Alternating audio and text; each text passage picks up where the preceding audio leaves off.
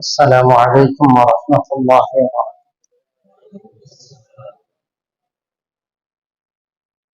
الحمد لله نحمده ونستعينه ونستغفره ونؤمن به ونتوكل عليه ونعوذ بالله من شرور أنفسنا ومن سيئات أعمالنا. من يهده الله فلا مضل له ومن يضلله فلا هادي له.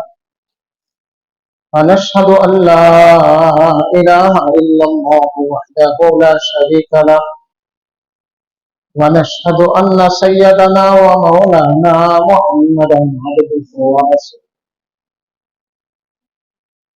أرسله الله إلى كافة الناس بشيرا ونذيرا وداعيا إلى الله بإذنه وسراجا منيرا.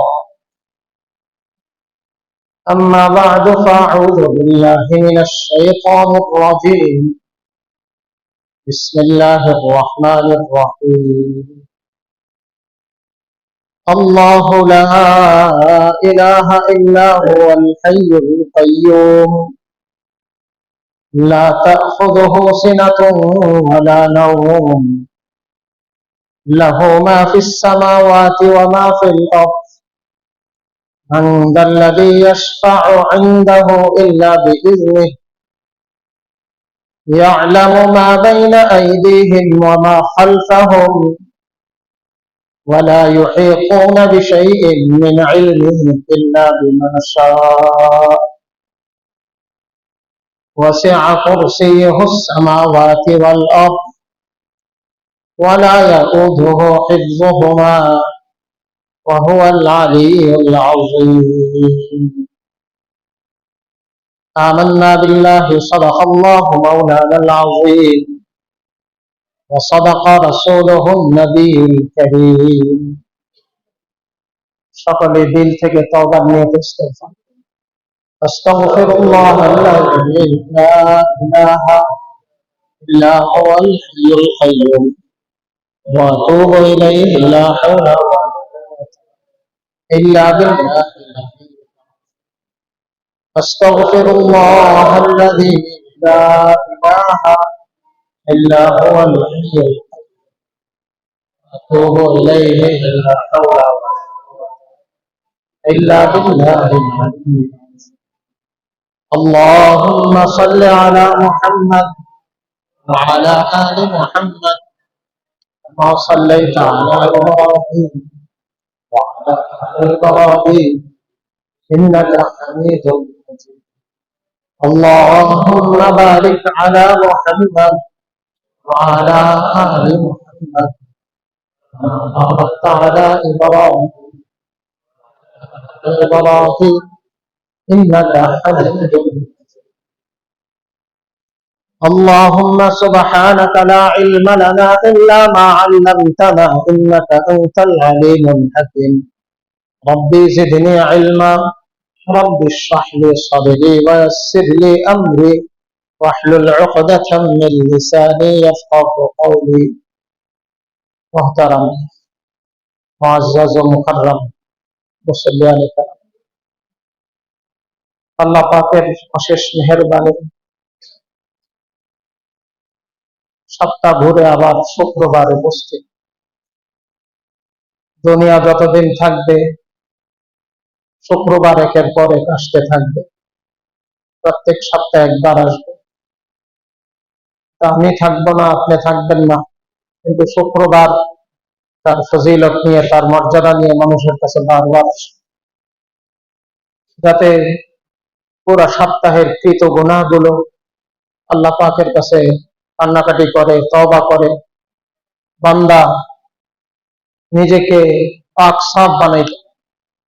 শুক্রবারে যেমন সকলে জুমাকে উপলক্ষ করে পরিষ্কার পরিচ্ছন্ন কাপড় পরিধান করে, ঠিক শুক্রবারকে কেন্দ্র করে কাপড়টা যেমন পরিষ্কার হয়, পরিষ্কার করার চেষ্টা করি, আমল নামাটাও যাতে এরকম গুনাহ মুক্ত করার সুযোগ পাই, আল্লাহ পাক রব্বুল আলামিন এই জন্য এই দিনটাকে এত মর্যাদা এবং সম্মান দান করেছে।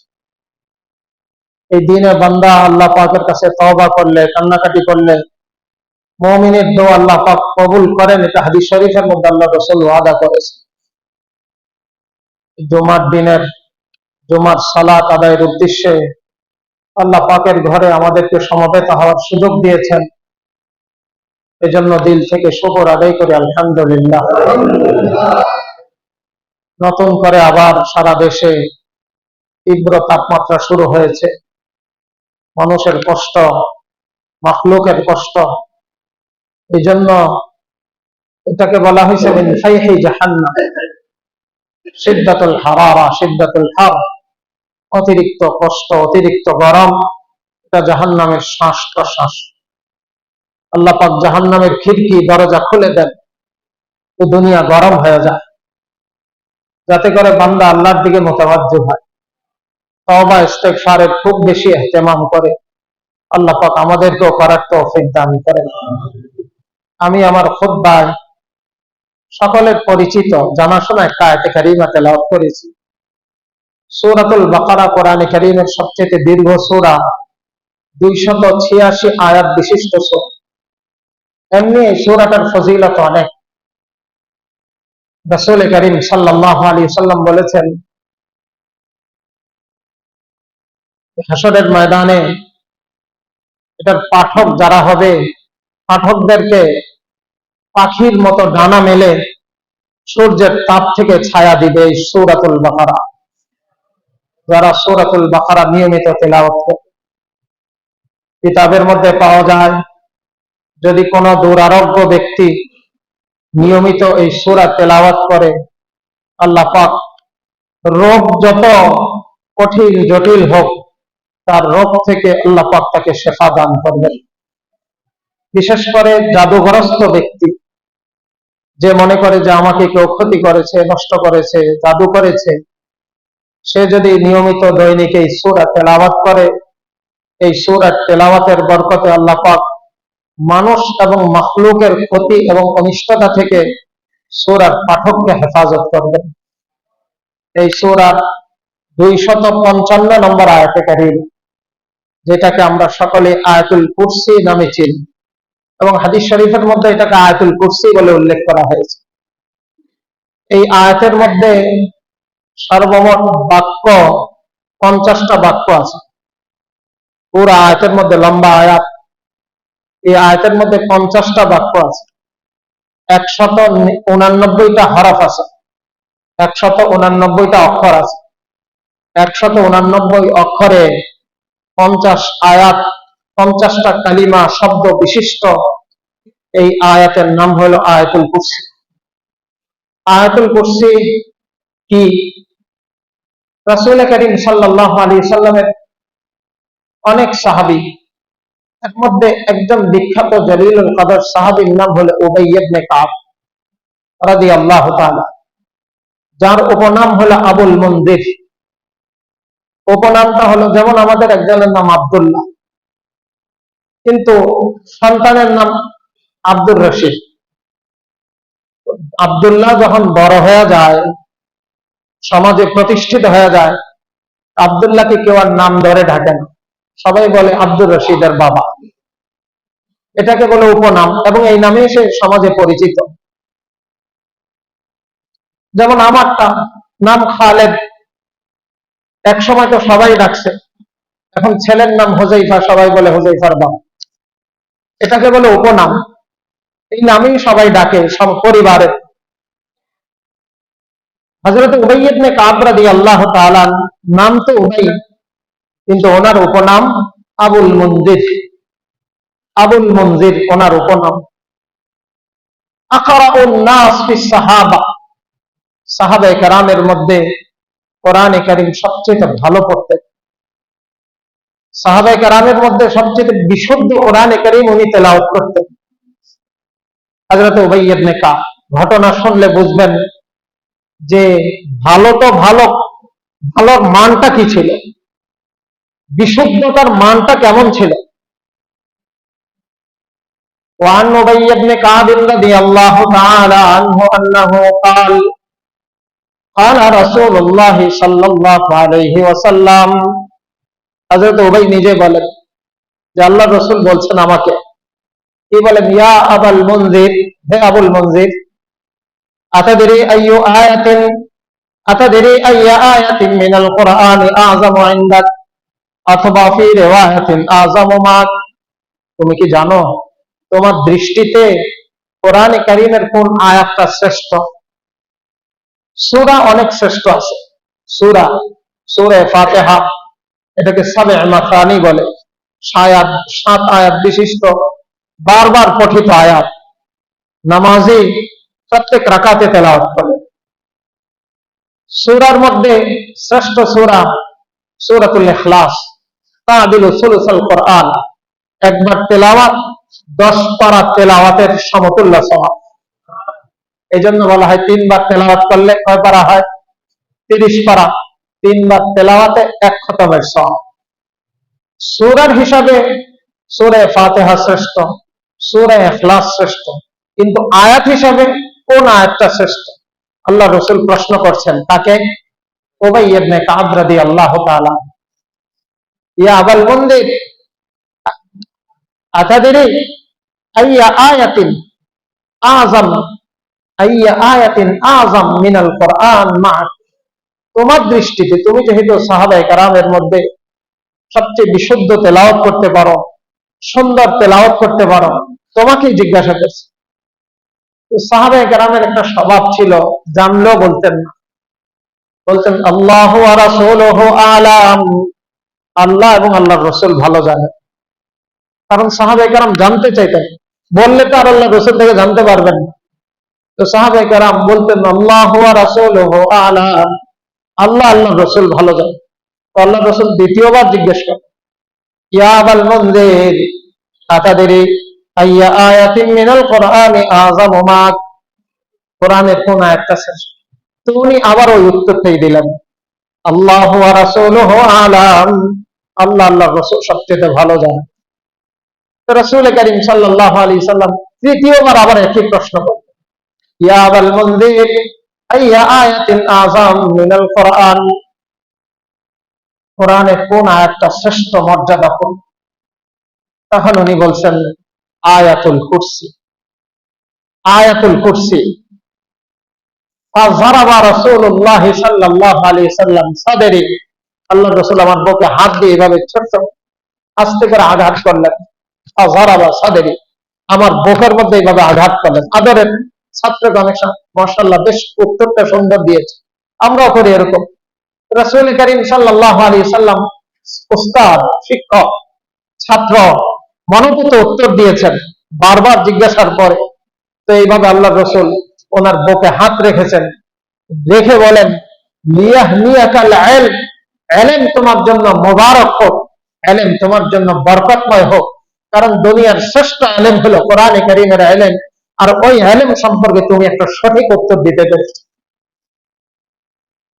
এত শ্রেষ্ঠ কোরআনে কারীমের এই আয়াত। আল্লাহু আকবার।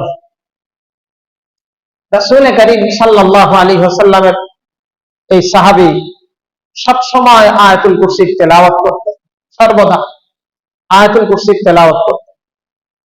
এই আয়াতটা তো শ্রেষ্ঠ কেন, এত মর্যাদাপূর্ণ কেন?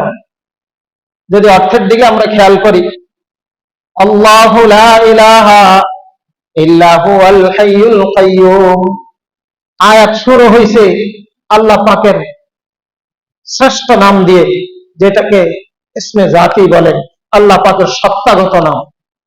নাম আল্লাহর অনেক আছে, আল্লাহ পাকের নাম অনেক, অগণিত। খতিবে বাগদাদি, আল্লামা জালালউদ্দিন সুয়ুতী রাহমাতুল্লাহি আলাইহি, ওনারা আসমাউল্লাহি তাআলা, আল্লাহ পাকের নাম সংক্রান্ত ভিন্ন ভিন্ন কিতাব লিখেছেন। একজন আল্লাহ পাকের নাম লিখেছেন 1000-এর বেশি। আমরা তো 99টা জানি, 99টা এক হাদিসের মধ্যে আল্লাহর রাসূল একসাথে বলেছেন। যেমন আশারায়ে মুবাশশারা, জান্নাতের সুসংবাদ প্রাপ্ত 10 জন সাহাবী। জান্নাতের সুসংবাদ প্রাপ্ত সাহাবী কি 10 জনই? আর কি নাই? সাহাবায়ে কেরাম তো সকলেই জান্নাতের সুসংবাদ প্রাপ্ত। এই 10 জনকে জান্নাতের সুসংবাদ প্রাপ্ত কেন বলা হয়? যেহেতু আল্লাহ রাসূল একই সাথে, একই বৈঠকে, একই শব্দে ওনাদেরকে জান্নাতের সুসংবাদ দিয়েছেন, এই জন্য বলা হয় জান্নাতের 10 জন সুসংবাদ প্রাপ্ত সাহাবী। ঠিক অনুরূপ ভাবে আল্লাহ পাকের আসমাউল হুসনা 99টা, এটা একসাথে আসছে এই জন্য বলে 99টা, কিন্তু আল্লাহ পাকের নামে 99টাই না, আরো অনেক আছে। এই সব নামের মধ্যে আল্লাহ পাকের শ্রেষ্ঠ নাম হইল আল্লাহ। এই নামটা সবচেয়ে ভারী, এই নামটা সবচেয়ে ওজনী, এই নামটা সবচেয়ে মর্যাদাপূর্ণ। আল্লাহ, আল্লাহ শব্দের অর্থ হল মাবুদ, যিনি ইবাদতের যোগ্য, তাকে বলা হয় আল্লাহ। দুনিয়ার কোন ব্যক্তিকে, কোন বস্তুকে এই নামে আখ্যায়িত করা যায় না। এত গুরুত্বপূর্ণ একটা নাম, এই নামের পাওয়ার কত, এই নামের শক্তি কত। রাসূল কারীম সাল্লাল্লাহু আলাইহি ওয়াসাল্লাম একবার ক্লান্ত পরিশ্রান্ত গাছতলায় শুয়ে বিশ্রাম নিচ্ছেন। গাছতলায় শুয়ে আল্লাহ রাসূল আরাম করতেছেন। আল্লাহ রাসূলের পাশে কেউ নেই, সাহাবায়ে কেরাম সব দূরে দূরে। আল্লাহ রাসূলের এক সময় পাহারাদার ছিল, সাহাবায়ে কেরাম আল্লাহ রাসূলের পাহারাদারি করত। আয়াত নাযিল হয়েছে, আল্লাহু ইয়াসিমুকা মিনান নাস, হে রাসূল, মানুষের ক্ষতির থেকে আল্লাহ নিজে আপনাকে হেফাজত করে। রাসূল কারীম সাল্লাল্লাহু আলাইহি সাল্লাম সব পাহারা উঠিয়ে দিয়েছেন, কোনো পাহারাদারি নেই। কারণ যেখানে খোদ স্বয়ং পাহারাদার কে? আল্লাহ। যেখানে খালেক পাহারাদার, সেখানে মাখলুকের পাহারাদারি কোনো প্রয়োজন। সাহাবায়ে কেরাম আল্লাহ রাসূলের সাথে ছিলেন, কিন্তু ওনারা সবাই দূরে দূরে বিশ্রাম করছে। আল্লাহ রাসূল এক গাছতলায় একা। এক বিধর্মী অমুসলিম দেখছেন যে এটা তো সুযোগ, তাকে হত্যা করার কারণ আল্লাহ রাসূল তো ঘুমিয়ে আছেন, এটাই সুবর্ণ সুযোগ। সে ধারালো তরবারি নিয়ে আসছে, এসে রাসূল কারীম সাল্লাল্লাহু আলাইহি সাল্লামের উপর আঘাত করবে। আল্লাহ রাসূল এমন সময় চোখ খুলছেন। আল্লাহ রাসূল চোখ খুলছেন, চোখ খুলে যখন দেখছেন সে আঘাত করতেছে, তখন সে বলতেছে, ইয়া মুহাম্মদ মান ইয়াসিমুকা মিন্নি, মুহাম্মদ বলো, দেখছো খোলা তরবারি, উন্মুক্ত তরবারি, ধারালো তরবারি, খালি কোপ দিলেই শেষ, তোমাকে এখন কে বাঁচাবে? চিৎকার করলেও তো তোমার সঙ্গীরা আসতে আসতে সময় লাগবে, এই সময়ে তো কাম শেষ হয়ে যাবে, তোমাকে বাঁচাবে কে? রাসূল কারীম সাল্লাল্লাহু আলাইহি সাল্লাম শুধু একটা শব্দ উচ্চারণ করেছেন, সেই শব্দটা হলো আল্লাহ। সেই শব্দটা আল্লাহ। আল্লাহ বলার সাথে সাথে তার দিলের মধ্যে এমন চোট লেগেছে, এমন আঘাত লেগেছে, সে আর দাঁড়িয়ে স্থির থাকতে পারে নাই। তরবারি তার হাতের থেকে পড়ে গেছে, লোকটার সাথে সাথে বসে গেছে। এই শব্দটার মধ্যে এত শক্তি, এত পাওয়ার। এই শব্দটার দ্বারা এই আয়াতটা শুরু করেছেন আল্লাহ পাক। আল্লাহু লা ইলাহা, আল্লাহ নিজে আল্লাহর পরিচয় দিচ্ছেন।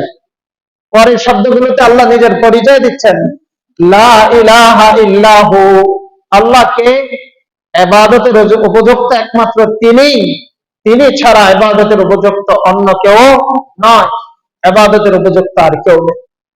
লা ইলাহা ইল্লাহু, এরপরের দুইটা শব্দ আল হাইয়ুল কাইয়্যুম, হাই চিরঞ্জীব, তোমার হায়াত আছে, তুমি ছিল না, থাকবা না, তোমার হায়াতের কোনো নিশ্চয়তা নাই, তোমার হায়াত অন্যের দান, অন্যের উপহার।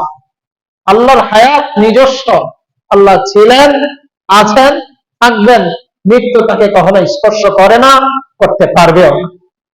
আল হাই আল কাইয়্যুম, তিনি প্রতিষ্ঠিত, তুমি দুনিয়াতে প্রতিষ্ঠিত হয়েছ, তোমাকে আল্লাহ প্রতিষ্ঠিত করেছেন, কখনো মার মাধ্যমে, কখনো বাবার মাধ্যমে, কখনো শিক্ষকের মাধ্যমে, কখনো তোমার ব্যবসার সম্পদের মাধ্যমে, তোমার যোগ্যতার মাধ্যমে আল্লাহ তোমাকে দুনিয়াতে, সমাজে প্রতিষ্ঠিত করেছে। তুমি দুনিয়াতে আসার উপযোগী ছিল না, তোমাকে দুনিয়াতে আনার ব্যবস্থা তিনি করেছেন।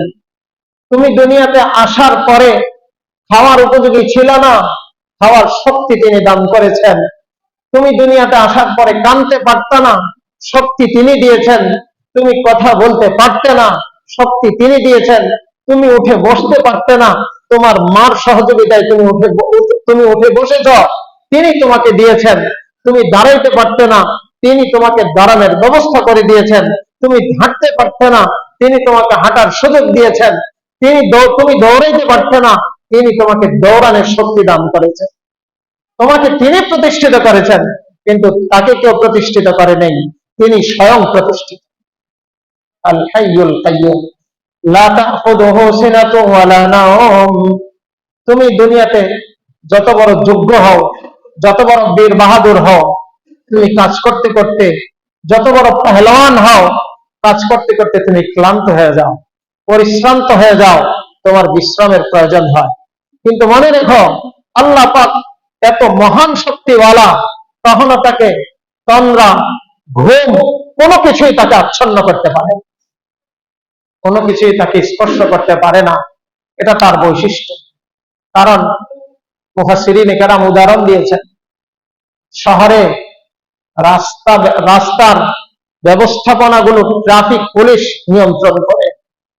ট্রাফিক পুলিশ যদি রোদ্রে ক্লান্ত হয়ে এক জায়গায় যে ঝিমে পৌঁছে যায়, যদি সে ক্লান্ত হয়ে যায়, তার দায়িত্ব থেকে সরে যায়, তাহলে এখানে জাম লেগে যায়। একটা চৌরাস্তার মধ্যে জাম লেগে যায় সাধারণ একটা ট্রাফিক না থাকার কারণে। এই বিশ্ব ব্যবস্থাপনা যিনি পরিচালনা করেন, তিনি যদি ক্লান্ত হন, তিনি যদি পরিশ্রান্ত হন, তিনাকে যদি তন্দ্রা আচ্ছন্ন করে, তিনি যদি ঘুমে আচ্ছন্ন হয়ে যান, তাহলে দুনিয়া তছনছ হয়ে যায়। তিনি সর্বদা তোমার ডাকে সাড়া দেওয়ার জন্য প্রস্তুত। তুমি দিনে ডাকো, তিনি বলে লাব্বাইক। তুমি রাতে ডাকো, তিনি বলেন লাব্বাইক। তুমি রাতের গভীর তন্দ্রাচ্ছন্নে, তুমি একেবারে অমাবস্যার মধ্যে, মাঝ সমুদ্রের মধ্যে বিপদে পড়ে যখন ডাকবা আল্লাহ, তোমাকে বাঁচানোওয়ালা সেই আল্লাহ, তিনি যদি ঘুমিয়ে যান, তোমাকে বিপদ থেকে কে রক্ষা করবেন, কে বাঁচাবেন? আল্লাহ বলেন লা তাখুযুহু সিনাতুন ওয়ালা নাওম লাহু মা ফিস সামাওয়াতি ওয়া মা ফিল আরদ। আসমান জমিনের সকল কর্তৃত্ব, সকল রাজত্ব, সকল মালিকানা আল্লাহ, কারো মালিকানা নাই। দুনিয়াতে অনেকে মালিকানা দাবি করে। কেউ বলে আমি বাড়ির মালিক, কেউ বলে আমি জমির মালিক, কেউ বলে আমি প্লটের মালিক, কেউ বলে আমি দেশের মালিক, কেউ বলে আমি মহাদেশের মালিক। আল্লাহ বলেন সব ক্ষণস্থায়ী। ইন কুল্লু মান ফিস সামাওয়াতি ওয়াল আরদ ইল্লা আতির রহমানি আবদা। আসমান জমিনের প্রত্যেকটা মানুষ আর মাখলুক আল্লাহ পাকের দরবারে গোলাম হয়ে হাজির হবে। মালিকানা কারো থাকবে না, কারো কোনো মালিকানা নাই, কিচ্ছু থাকবে না।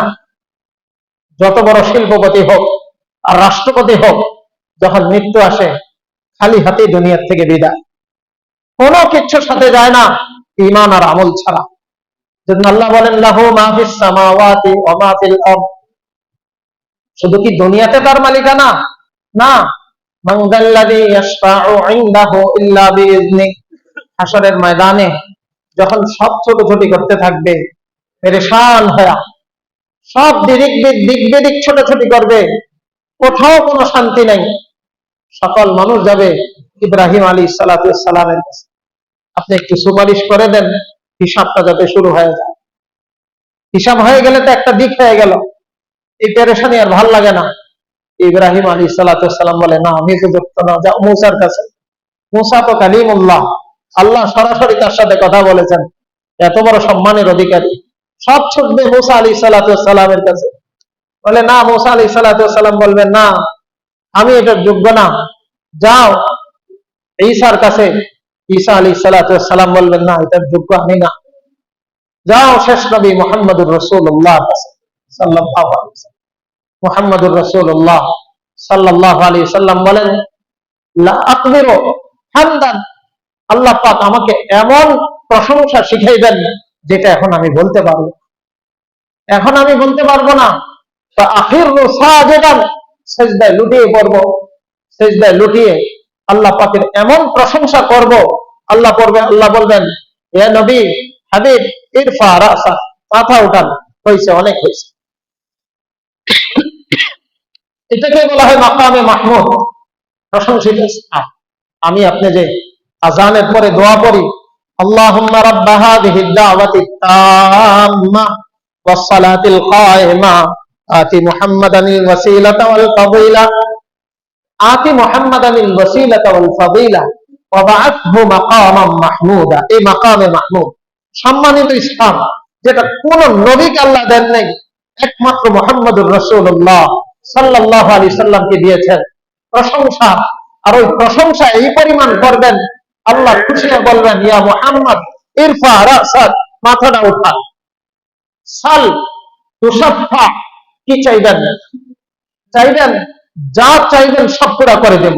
তখন রাসূল করিম সাল্লাল্লাহু আলাইহি সাল্লাম বলবেন, আমার উম্মতকে নাজাতের ব্যবস্থা করে দেন, আমার উম্মতের নাজাতের ব্যবস্থা করে দেন। তো মুহতারাম দোস্ত, এই আয়াতুল কুরসি এত দামি আর এত ফজিলতপূর্ণ আয়াত যে দুনিয়ার মধ্যে আল্লাহ পাক নিজের মালিকানা এই আয়াতের মধ্যে দাবি করেছেন, আখিরাতের মধ্যে আল্লাহ পাক রব্বুল আলামিনের কাছে সুপারিশ করার অধিকার কারো নাই, একমাত্র মুহাম্মদুর রাসূলুল্লাহ সুপারিশ করবেন আল্লাহ পাকের অনুমতি সাপেক্ষে। বান্দাল্লাযী ইয়াশফাউ ইনদাহু ইল্লা বিইযনি ইয়ালামু মা বাইনা আইদিহিম ওয়া মা খালফাহুম। আল্লাহ অতীত জানেন, ভবিষ্যৎ জানেন, সব জানেন, তার জানার বাহিরে কিছু নাই, কিচ্ছু নাই। ওয়া ইনদাহু মাফাতিহুল গায়ব লা ইয়ালামুহা ইল্লা হু। গায়বের যত বিষয় সব আল্লাহ জানেন, মানুষ জানে না, ওয়ালি জানে না, পীর জানে না, নবী জানে না, রাসূল জানে না, ফেরেশতা জানে না, কে জানেন? আল্লাহ জানেন। ওয়া ইনদাহু মাফাতিহুল গায়ব লা ইয়ালামুহা ইল্লা হু। তো আল্লাহ বলেন, ইয়ালামু মা বাইনা আইদিহিম ওয়া মা খালফাহুম ওয়া লা ইউহিতুনা বিহি। এইভাবে আয়াতুল কুরসি আল্লাহ পাক শেষ করেছেন। এই আয়াতুল কুরসির মধ্যে যে দুইটা শব্দ, আল হাইয়ুল কাইয়্যুম, আল্লাহু আকবার। হযরত আনাস ইবনে মালিক রাদিয়াল্লাহু তাআলা উনি বলেন, জিতু ইলা রাসূলিল্লাহি সাল্লাল্লাহু আলাইহি ওয়াসাল্লাম ফিল মসজিদ, আমি আল্লাহর রাসূলের কাছে মসজিদে আসছি। ওয়া জাআ রাজুলুন ওয়া হুয়া ইউসাল্লি, এর মধ্যে একজন লোক আসছে, সে নামাজে দাঁড়ায় গেছে, নামাজে দাঁড়ায় সে নামাজ শেষ করছে। ফাস্তা ফাদাআ ইলা রাব্বিহি, নামাজের পরে সে দোয়া শুরু করছে। কি দোয়া করে?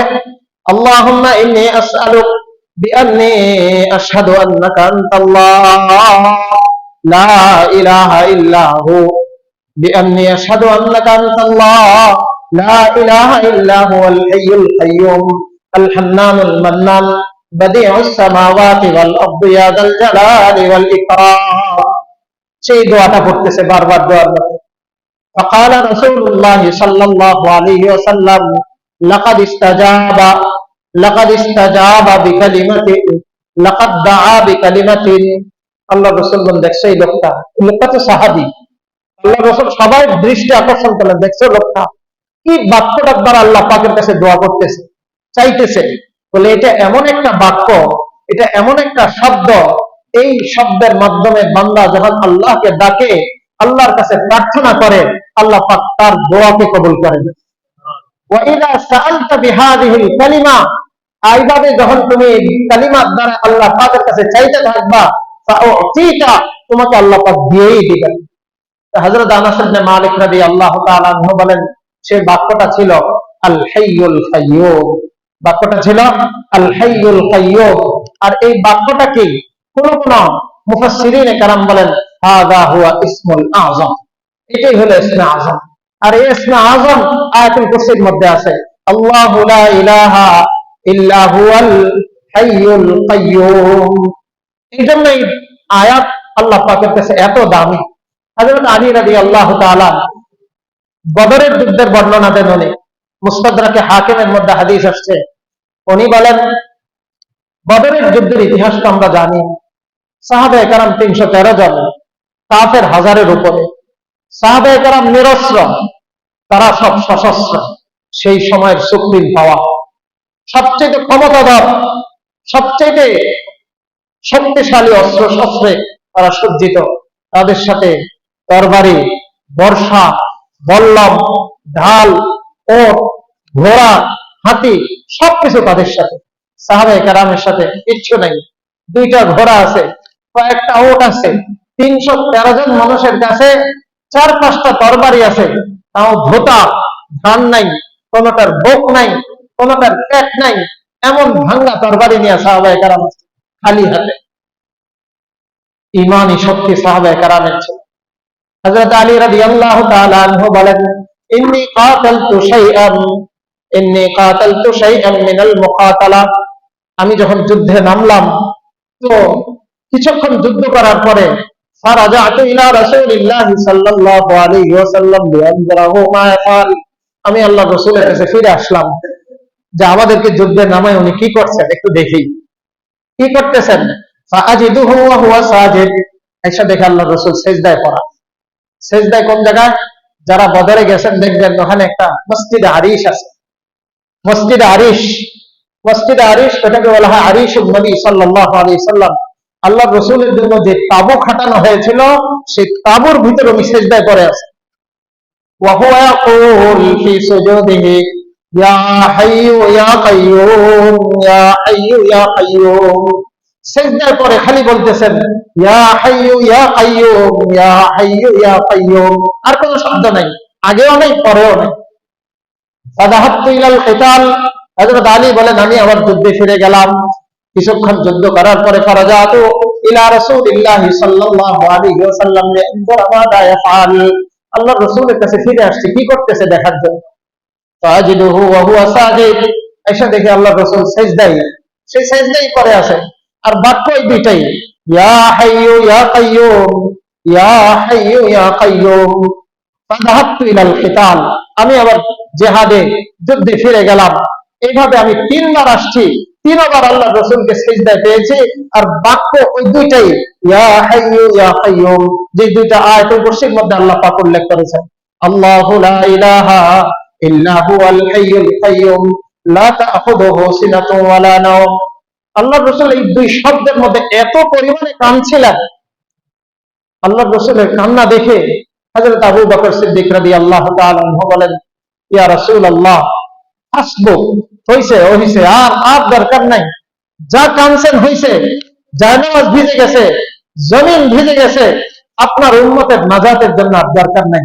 হযরত আলী রাদিয়াল্লাহু তাআলা আনহু বলেন, বদরের ইতিহাস সকলেই জানি, এই মুষ্টিমেয় মুসলমান সশস্ত্র হাজারের ঊর্ধ্বে কাফেরদের বিরুদ্ধে যে জয়লাভ করেছিল রাসূল করিম সাল্লাল্লাহু আলাইহি সাল্লামের এই দোয়ার বরকতে আল্লাহ পাক সেই ঐতিহাসিক জয় দান করেছে। সেই দোয়ার সারমর্ম ছিল কি, ইয়া হাইয়ু ইয়া কাইয়ুম, ইয়া হাইয়ু ইয়া কাইয়ুম। যেন আয়াতুল কুরসির মধ্যে আল্লাহ পাকের ইসমে আযম আছে, আল্লাহু লা ইলাহা ইল্লা হুয়াল হাইয়ুল কাইয়ুম। এই আয়াতুল কুরসির লাভ কি? আয়াতুল কুরসির লাভ কি? আয়াতুল কুরসি তো আমাদের কাছে অবহেলিত, কেউ তো পারিয়ে না, নিজেও পারি না, বিবিও পারে না, বাচ্চারাও পারে না। কেউ পারি কিন্তু মনোযোগী না, যারা মনোযোগী নিয়মিত না, যারা নিয়মিত হাদিসের ফজিলত আমার সামনে নাই। রাসূল করিম সাল্লাল্লাহু আলাইহি ওয়াসাল্লামের প্রিয় সাহাবী হযরত আবু হুরায়রা রাদিয়াল্লাহু তাআলা, ওনার থেকে হাদিস, লম্বা হাদিস বর্ণিত মুসলিম শরীফের মধ্যে আসছে। আবু হুরায়রা রাদিয়াল্লাহু তাআলা আনহু বলেন, আল্লাহর রাসূল আমাকে অনেক সম্পদ, রাষ্ট্রীয় কোষাগারের অনেক সম্পদ, খেজুর পাহারাদারির জন্য আমাকে নিয়োগ করছে, যে আবু হুরায়রা তুমি এগুলো পাহারাদারি করো রাতভর, তোমার এটা দায়িত্ব। হযরত আবু হুরায়রা বলেন, রাত্রে আমি কত সময় তেলাওয়াত করি, কত সময় নামাজ পড়ি, কত সময় একটু ঝিমাই, এর মধ্যে দেখি একজন ব্যক্তি বড় একটা বস্তা নিয়ে উপস্থিত, বড় বাজারের ব্যাগ নিয়ে উপস্থিত, খালি খেজুর ঢোকাইতেছে। আমি তাড়াতাড়ি গিয়ে তার হাতে ধরছি, এই তুমি কে, চুরি করতেছো এখানে মুসলমানদের সম্পদ, রাষ্ট্রীয় সম্পদ তুমি চুরি করছো? বলে, ভাই আমি অনেক ক্ষুধার্ত মানুষ, অভাবী মানুষ, আমার কিচ্ছু নাই, আমার সংসার চালানোর মতো কোনো উপায় নাই, আমার বিবি ক্ষুধার্ত, বাচ্চা ক্ষুধার্ত, আমি বিপদে পড়ে চুরি করতে আসছি, মাফ করে দেন, আর আসবো না। হযরত আবু হুরায়রা রাদিয়াল্লাহু তাআলা আনহু বলেন, তার অনুনয় বিনয় দেখে আমি তাকে ছেড়ে দিছি। ফজরের নামাজে যখন আল্লাহর রাসূলের পিছনে উপস্থিত, নামাজের পর আল্লাহর রাসূল বলে, আবু হুরায়রা আসামির কি খবর, আসামির কি খবর? বলি, ইয়া রাসূলুল্লাহ ধরছিলাম তো ঠিক মতো, কিন্তু সে বলে সে ক্ষুধার্ত, বিবি বাচ্চা ক্ষুধার্ত, আয় রোজগারের কোনো ব্যবস্থা নেই, এই জন্য চুরি করতে আসছে। আল্লাহ রসুল বলেন হুয়া কাযযাব, সে মিথ্যুক, মিথ্যা কথা বলেছে। ফায়াজি ওয়া সায়াজি, আবার আসবে, সচেতন থেকে। আল্লাহ রসুল যেহেতু বলছে আবার আসবে, আমার এর মধ্যে আর কোনো সন্দেহ নাই। পরের রাত্রে আমি বড় সচেতন, আমি সচেতন, পাহারাদারি করছি, দেখে আবার আগের ভেসে ব্যক্তি উপস্থিত, খেজুর ঢুকাইতেছে ব্যাগের মধ্যে। আমি গিয়ে ধরলাম, ধরার পরে কালকের মতো আজকে একই কথা, ভাই বিপদে পড়ে আসছে, আয় রোজগারের ব্যবস্থা নাই, দিদি বাচ্চার খাবারের ব্যবস্থা নাই, এই জন্য চুরি করতেছে।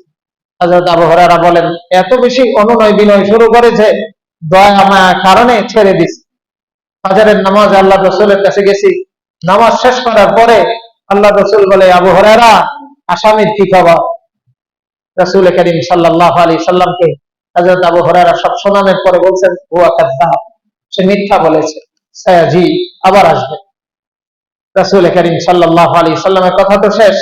আবু হুরায়রা বলেন, আগামী রাত্র অর্থাৎ আজকে তৃতীয় রাত্র আবার উপস্থিত, ঠিক আগের মতো গিয়ে ধরছি। আজকে বলে আজকে আর তোর ছাড় নাই, আজকে আর ছাড় নাই, তুই আসলেই তো, তুই কোনো বিপদগ্রস্ত না, আমি দয়া করে মায়া করে ছেড়ে দিছি। পরের দিন আবার আসছ, আজকে আবার তৃতীয় দিন উপস্থিত। তখন আবু হুরায়রা যখন শক্ত হয়েছে, ছাড়বে না, আজকে যে কোনো ভাবে ধরে বেঁধে আল্লাহ রসুলের কাছে নিয়ে যাবে। সে বলে, আমাকে মাফ করে দাও, আমি তোমাকে একটা জিনিস শিখিয়ে দেই। আসলে আমি হইলাম শয়তান, ইবলিস। আমি তো, তুমি যদি আয়াতুল কুরসি তেলাওয়াত করো, আল্লাহ পাক তোমার জানেরও হেফাজত করবে, তোমার মালেরও হেফাজত করবে। শয়তান তোমার মাল, তোমার জান, তোমার ঈমান, তোমার আমল ক্ষতিও করতে পারবে না, চুরিও করতে পারবে না। ফজরে আল্লাহ রাসূলের সাথে দেখা আবু হুরায়রা, বলে, আবু হুরায়রা, আসামির কি খবর? বলে, ইয়া রাসূলুল্লাহ, এই কথা। বলে, হ্যাঁ, আজকে যা বলেছে সে সত্য বলেছে, আজকে যা বলেছে সে সত্য বলেছে। আয়াতুল কুরসি শয়তানের জন্য, এই জন্য রাসূল করিম সাল্লাল্লাহু আলাইহি সাল্লাম বলেন, হুয়া হিসানুল লিল মুমিন, এটা মুমিনের দুর্গ, এটা মুসলিমের দুর্গ। যে ইসলামে প্রবেশ করলো সে এক দুর্গের মধ্যে ঢুকলো, যে আয়াতুল কুরসি তেলাওয়াত করলো সে আরেকটা দুর্গের মধ্যে ঢুকলো, শয়তান তাকে হানি স্পর্শ করতে পারবে। আয়াতুল কুরসি দুনিয়াতে এত লাভ। অন্য হাদিসের মধ্যে এক সাহাবী বলেন যে রাসূল করিম সাল্লাল্লাহু আলাইহি সাল্লাম বলেন, রাত্রে ঘুমের সময় যদি ব্যক্তি আয়াতুল কুরসি তেলাওয়াত করে, তো আল্লাহ পাক তার জান মালকে মানুষ এবং জিন্নাতের ক্ষতির থেকে, এমনকি আগুন পানির ক্ষতির থেকে হেফাজত করে। এজন্য আয়াতুল কুরসি পড়া জরুরি।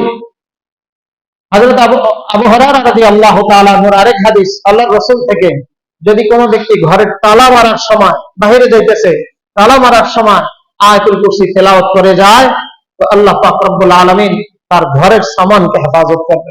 এটা হলো দুনিয়ার লাভ।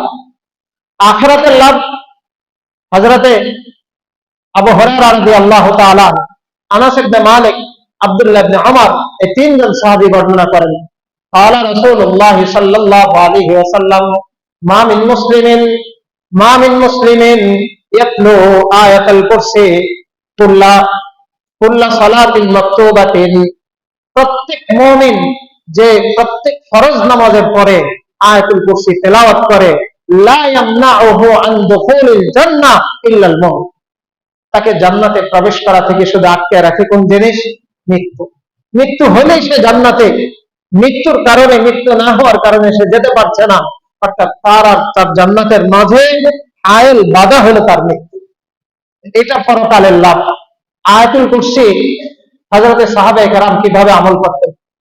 হযরত আনাস ইবনে মালিক রাদিয়াল্লাহু তাআলা, অনেক বাচ্চা কাচ্চা ওনার ছিল। কোন বর্ণনায় আছে উনি যখন ইন্তেকাল করেন, মারা তারা গিয়ে ৯৯টা সন্তান উনি রেখে গেছেন। ওনার সন্তানদেরকে যারা একটু বুঝের হয়ে যেত, তাদেরকে উনি প্রথমে আয়াতুল কুরসি পড়াইতেন। শুধু পড়াইতেন না, মুখস্থ করাই দিতেন।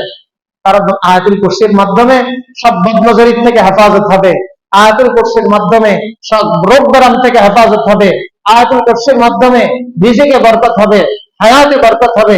এই জন্য এটা মুখস্থ করে। আর যারা পড়তে পারত না, লিখে, কাগজের মধ্যে লিখে তাদের গলার মধ্যে ঝুলিয়ে দিতেন। সাহাবায়ে কেরাম আয়াতুল কুরসির আমল এইভাবে করছেন। কিন্তু এত দামি আয়াত, আয়াতটা অনেক ছোট, এজন্য এটার প্রতি মনোযোগী হওয়া দরকার। নিজে এবং বাচ্চাদের, দিদি এবং ঘরের সকলকে এই আয়াতের প্রতি মনোযোগী বানানো দরকার এবং নিয়মিত প্রতি নামাজের পরে, কমপক্ষে প্রতি নামাজের পরে, পারলে আরো বেশি এই আয়াতের তেলাওয়াত করা দরকার। আল্লাহ পাক রব্বুল আলামিন এই জিকির, এই ওয়াজিফা আমাদের জীবনে সকলকে ধারণ করার, লালন করার তৌফিক দান করেন।